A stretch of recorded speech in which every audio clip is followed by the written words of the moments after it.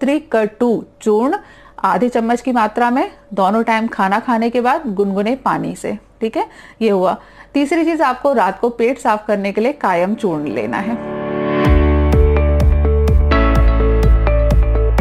Migraine के patient को ज्यादातर कफज प्रॉब्लम होती है। जब कभी भी किसी भी व्यक्ति को कंटिन्यूअस होने वाला सिर में दर्द होता है, लगातार जो सिर में दर्द बना रहता है और खास तौर से सिर के एक हिस्से में होता है और फिर रोटेट करता है, जैसे कुछ समय के लिए ये वाला हिस्सा आपका भारी हो गया, अब आपको यहाँ पे दर्द हो रहा है, इसकी वजह से एक आंख भी दुख रही है, एक कान दुख रहा है, ये पूरा दुख रहा है, लेकिन 6-7 घंटे बाद या अगले दिन यहाँ से निकल के इस साइड में होने लगा कि अब आपका केवल इतना हिस्सा दुख रहा है। अगर इस तरीके की जिसके भी सिर में दर्द की प्रॉब्लम होती है कि वो एक पर्टिकुलर हिस्से में ही पेन होता है, इन लोगों को हमेशा कफज दृष्टि होती है।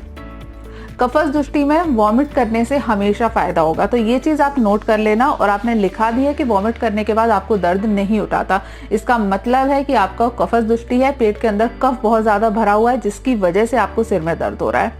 आपको क्या करना है ट्रीटमेंट में? पहली चीज तो यदि आपको सुबह सुबह उठकर वॉमिट करने की इच्छा हो तो प्लीज कर लीजिएगा। कई लोगों को, ये पुराने समय वाले लोगों को बहुत हैबिट हुआ करती थी कि सुबह जब ब्रश करते थे तो 1-2 ग्लास पानी पी के दातुन जो करते थे उसके बाद मुंह के अंदर ऐसे उंगली डाल के आया करके वॉमिट किया करते थे। वो बहुत बहुत बहुत ही ज़्यादा अच्छी हैबिट थी पेट के अंदर से सारी दुष्टि को बाहर निकालने की। अनफॉर्चुनेटली आप चूंकि ब्रश की आदत पड़ गई है, लोगों में ये हैबिट नहीं होती है। तो यदि आप इमोशनली और मेंटली स्ट्रॉन्ग पर्सन है और वॉमिट कर सकते हैं तो अगले सुबह के टाइम, दिन भर नहीं करना है आपको। जैसे अगले दिन जब आप ब्रश करते हैं, रात भर अच्छे से नींद लेने के बाद सुबह जब आप ब्रश करते हैं तो कोशिश करिए 1 से 2 ग्लास तक आप पानी पिए। पानी में 1 चम्मच शहद और थोड़ा सा नमक डाल दीजिएगा। 2 ग्लास पानी, उसमें 1 चम्मच शहद और थोड़ा सा आधा चम्मच के हिसाब से नमक डालना है और उसको आप पानी पी लीजिए। शहद जब गर्म पानी में डालते हैं तो वॉमिट कराने का काम करता है। आप जैसे ही वो पिएंगे और पीने के 5-10 मिनट बाद अपनी उंगलियों से, 2 उंगलियों से अपनी टंग को टच करना है। जैसे ही टच करोगे रिफ्लेक्स एक्शन के साथ आपको वॉमिट हो जाएगी। अगर आप कंट्रोल कर सकते हो, है ना, वॉमिट से ज़्यादा डरने की ज़रूरत नहीं है, इजीली प्रोसेस है, कोई ज़्यादा खतरनाक नहीं होता। लेकिन कई बार लोगों को वॉमिट के नाम से सोचने में ही अजीब लगता है, तो नहीं कर सकते हैं तो कोई बात नहीं है। लेकिन अगर इस तरीके से आप अपने स्टमक को क्लीन करेंगे और जितना भी कफ जो आपके पेट के अंदर भरा हुआ है इसको अगर आप निकाल देंगे तो आपको बहुत जल्दी फायदा होगा। तो कर सकते हैं तो इस चीज़ को ज़रूर करिएगा। इसको वमन कर्म कहा जाता है। ये बहुत इंपॉर्टेंट चीज़ है, बहुत बहुत बहुत ज़्यादा इंपॉर्टेंट है। कर सकते हैं तो प्लीज़ करिए। ठीक है, प्रोसीजर समझ लिया। 2 ग्लास पानी पीना है, कम ज़्यादा पी सकते हैं, आपकी जितना स्टमक की कैपेसिटी है उस हिसाब से। 2 चम्मच तक शहद डालना है। शहद भी कम ज़्यादा डालेंगे क्योंकि वॉमिट में वो बाहर निकलने वाला है तो कोई फ़र्क नहीं पड़ता। शहद क्या करता है, कफ को निकालने का काम करता है, इस वजह से गर्म पानी में शहद डाला जाता है। शहद डालिए, थोड़ा सा नमक डालिए। उसके बाद ब्रश करने के बाद मुंह के अंदर थोड़ी सी 2 उंगलियां डालिए, अपने हाथ से थोड़ा ऐसे आया करना है आपको। जैसे ही करोगे रिफ्लेक्स के थ्रू पूरा पानी बाहर निकल आएगा, 2 से 3 बार वो पानी बाहर निकल आएगा, स्टमक आपका क्लीन हो जाएगा, जितना भी कफ है वो खत्म हो जाएगा। तो आपको हेडेक की प्रॉब्लम में बहुत जल्दी आराम मिलेगा।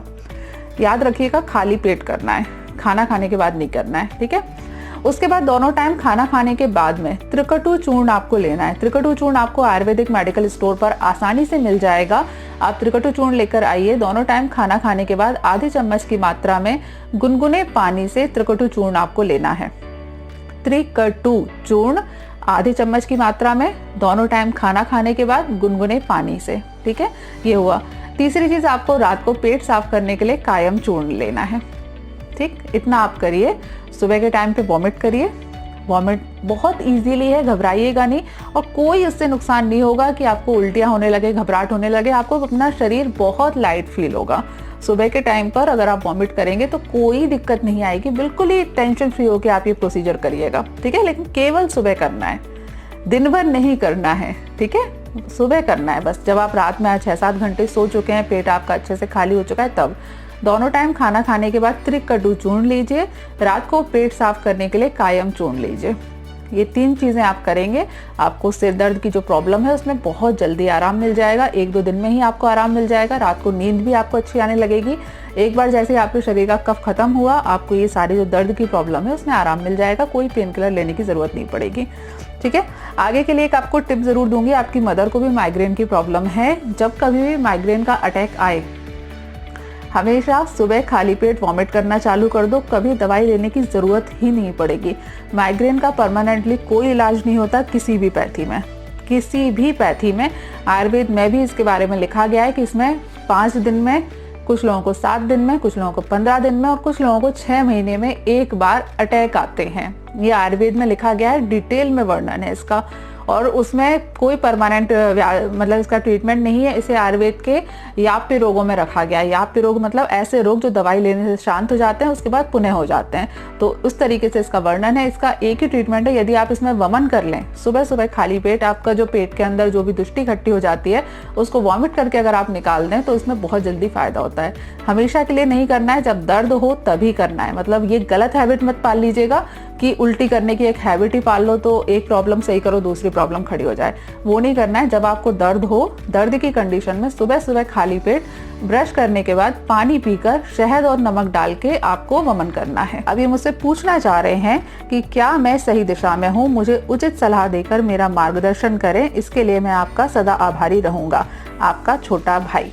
सबसे पहले तो मुझे दीदी बोलने के लिए आपका बहुत धन्यवाद। मुझे जनरली बहुत अच्छा लगता है जब लोग दीदी करके बात करते हैं। ये भाई बहन की रिलेशनशिप जो होती है ना, बहुत अच्छी होती है। ये विदेशों ने भारत में पता नहीं कौन सी संस्कृति निकाल दी है जहाँ अच्छी लड़कियों को लोग हॉट, सेक्सी या इस तरीके के शब्द बोलते हैं और लड़कियों को भी अच्छा लगता है। पता नहीं, मुझे भारतीय संस्कृति अच्छी लगती है। मुझे अच्छा लगता है जब कोई बहन जी बोलता है, बहुत खुशी मिलती है। इसके बाद अगला सवाल ये है, इसके ये भी इन्होंने केवल जानकारी पूछी है। मैडम, मैं एवरी अल्टरनेट डेज मस्टरबेशन करता हूँ, मतलब एक एक दिन छोड़कर मस्टरबेशन करता हूँ, क्या उसकी वजह से मुझे इरेक्शन प्रॉब्लम आ सकती है क्या? जब मैं कभी कभी बोनर पिल लेता हूँ तो पेनिस फुल्ली इरेक्ट होता है, लेकिन नॉर्मल में हाफ ही इरेक्ट होता है। क्या मुझे इरेक्शन प्रॉब्लम है? अगर है तो क्या करूँ? और इरेक्शन के बाद स्पर्म भी बहुत कम आता है। Please help me, next month मेरी शादी है मैम, प्लीज़ हेल्प मी। आप लोग क्या करते हो, खास तौर से जितने भी मेल मेरे फॉलोअर्स हैं, वो अननेसेसरी, मैंने एक चीज़ देखा है, आदमी लोग अपने सेक्सुअल चीज़ को लेके बहुत ज़्यादा क्वेश्चन लगा के रखते हैं। ऐसा तो नहीं है, वैसा तो नहीं है, ऐसा हो रहा है कि नहीं, ऐसा हो रहा है कि नहीं। सेक्स एक नॉर्मल चीज़ है, बिल्कुल नॉर्मल चीज़ है। इसको आप जितना ज़्यादा नॉर्मल लेके चलोगे, आपको सेक्सुअल प्रॉब्लम उतनी कम होंगी। जितना ज़्यादा इसके बारे में सोच सोच के, सवाल कर कर के अपने दिमाग में एक तूफान सा क्रिएट करो कि एक मतलब होता है ना, एक जैसा कोई एग्ज़ाम नहीं है, एग्ज़ाम है ये। अब दो चीज़ें देखो, सिंपल सा तरीका है, आपको बता रही हूँ।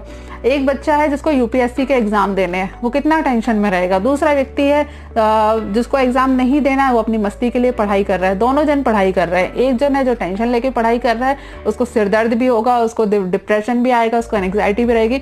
दूसरा व्यक्ति है जो मज़े के लिए पढ़ाई कर रहा है। दोनों में अंतर है, ठीक है। बस यही चीज़ है। आप लोग सेक्स के मामले में इतना अननेसेसरी सोचते हो कि ऐसा तो नहीं है, ये प्रॉब्लम तो नहीं है, वो प्रॉब्लम तो नहीं है, ऐसा तो नहीं है, इसकी वजह से प्रॉब्लम क्रिएट हो जाती है। आपके लिए इतनी ही एडवाइस है, आपकी शादी होने वाली है, खुश रहिए, अपनी गर्लफ्रेंड के साथ बात करिए, आपकी फियांसी के साथ, सॉरी, उनके साथ बातें करिए, एंजॉय करिए टाइम पीरियड को। कल मिलते हैं, बाय बाय।